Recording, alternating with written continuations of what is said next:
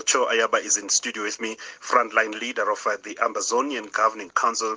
Dr. Ayaba, thanks for joining us. Good morning. Thanks for having me. When we talk about Ambazonia, what are we talking about?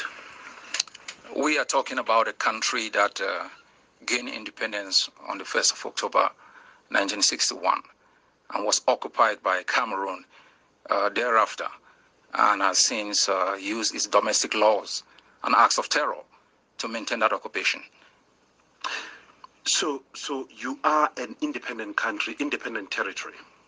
We were an independent territory until Cameroon encroached into our territory and occupied it.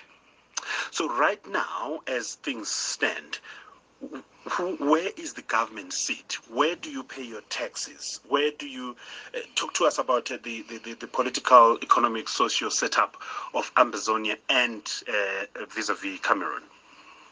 Before Cameroon invaded our country, we were self-governing, flourishing territory with our own government, our prime minister. We had a parliament, a house of chiefs, and we had a flourishing economy that could, cater for the Ambazonian people.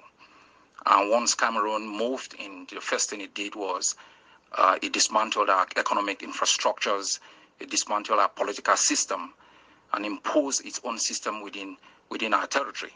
Because we produce 60% of the GDP, that was one of the primary motivation for the encroachment and the occupation of our country.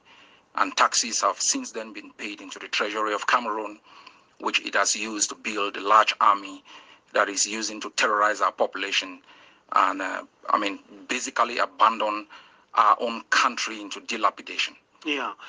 Is it the linguistic issue that is at heart here? Because I'm getting a sense that you Anglophone and the northern part of Cameroon is Francophone, and perhaps there might be ideological clash there. It's a gross misconception. Yeah. It's not a linguistic issue. That's why people always see it as secession. Cameroon gained independence with its international border clearly demarcated on the 1st of January 1960.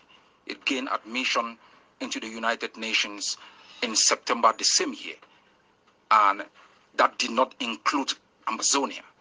Ambazonia was a self-governing territory.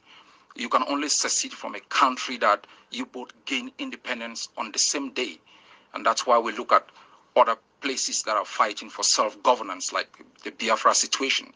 They gain independence as an integral part of Nigeria. It is not also an Anglophone or Francophone issue. Those are kind of recalibrating our struggle in the mindset of the colonial period.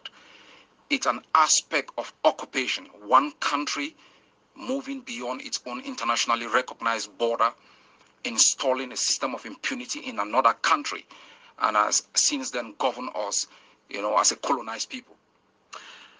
For apartheid to fall here in South Africa, you had international support, for instance. How much and what kind of support, international support, do you have for your freedom, for your independence? One of the reasons why apartheid fell, as you've rightly put it, is because as a student in primary school, we all supported the anti-apartheid struggle. We made handwork and sold them to contribute to the anti-apartheid struggle.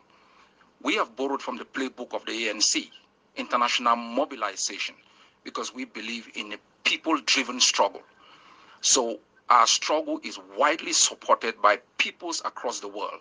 I know when we talk about a support for a people's struggle, we are looking from the state of a government. Yeah. No, apartheid fell because the people across the globe rose up against the system. It didn't fall because government supported the anti-apartheid struggle. And that's the same system we are using. I'm here in South Africa to remind the South Africans of the moral responsibility they have to other peoples that are fighting against oppression. Because we all stood up. While I was, I think, 9 years of age, we stood up against the system that was imposed here in South Africa. We also know that there are different governments. The U.S. Senate held a hearing on the Ambazonian issue. The British Parliament has made a statement about it. More than 150 German parliamentarians have requested the government to suspend economic support to Cameroon. The wild side is the utter silence of African states. The wild side is the utter silence of the African people. And I think it's high time we understand that, injustice anywhere in Africa affects different African people because it creates a movement of people across borders. Have you taken Have you taken your issue, or how is your issue being dealt with at the levels of regional and international bodies? I'm talking about ECOWAS, for instance, in West Africa. I'm talking about SADC here, south of Africa. I'm talking about the African Union, for instance, and other multinationals. We've done a lot of work at both the regional and international level, not beginning 2 years ago. As far back as 20 years ago, we submitted petitions at the level of the United Nations. I have sent a representation to the African Union. We have presented our case at the African Union Security Council. We have made presentations at the level of ECOWAS. So we have done our homework in terms of targeted diplomacy to draw the attention of the international system that there is an ongoing genocide in Ambazonia, and there is an historical injustice that was committed because of the conspiracy between the United Nations, France, and the United Kingdom. And so they have an obligation to rewrite this wrong in order to stop, the genocide that is going on in our country. 0891-104-207 Ayaba, who is the frontline leader of the Ambazonian Governing Council.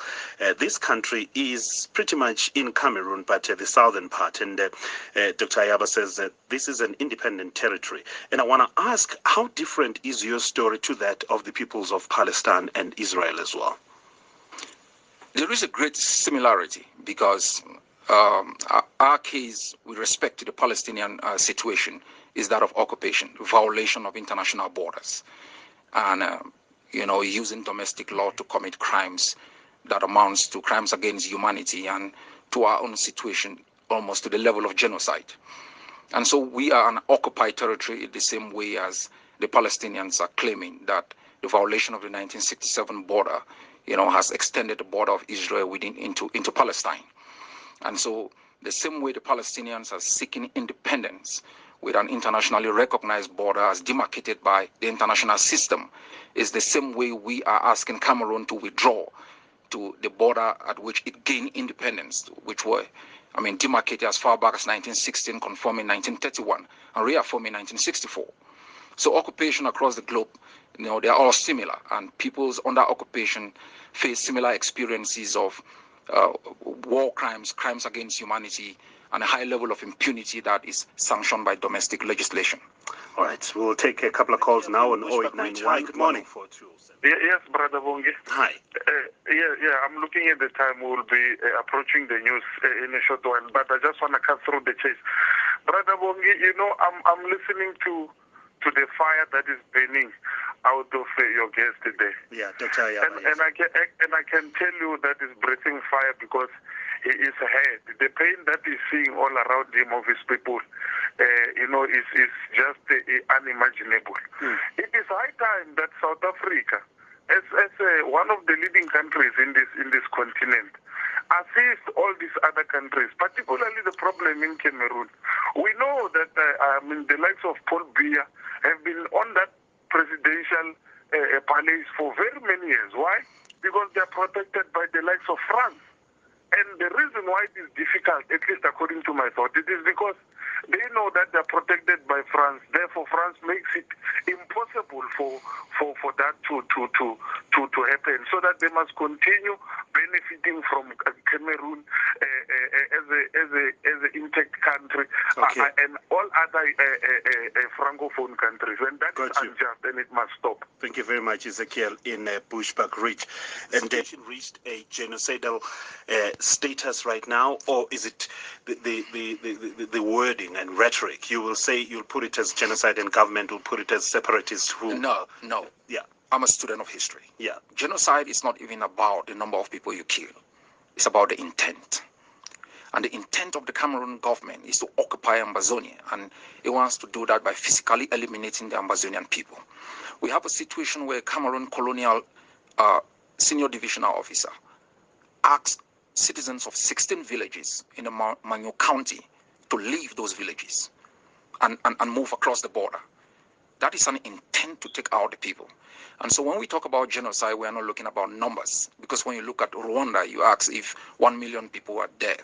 We're talking about the intent of the activities of Cameroon. And the intent is to physically eliminate Ambazonia so we can have access to our resources, we can have access to control our land. And we think genocide is ongoing and the world has a moral responsibility. The South African people, I don't want to focus on governments. The world today is, I want to see it from a bottom-up perspective, where the people of different countries rise up and say, I am an Ambazonian, highlight the plight of the Ambazonian people, as we did for the South African people during the anti-apartheid struggle.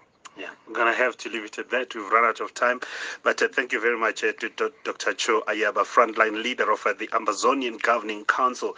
And the flag, it has a sky blue and white stripe flag stamped with a dove.